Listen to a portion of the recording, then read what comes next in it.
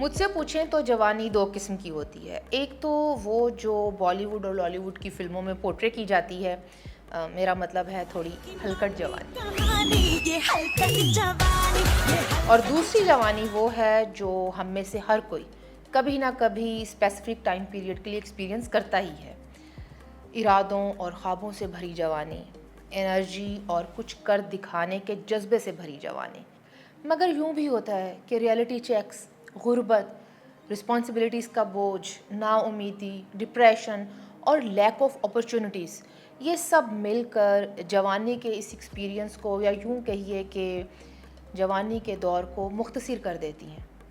वो क्या कहा था गालिब ने, मारा ज़माने ने असदुल्लाह ख़ां तुम्हें, वो वलवले कहाँ, वो जवानी किधर गई।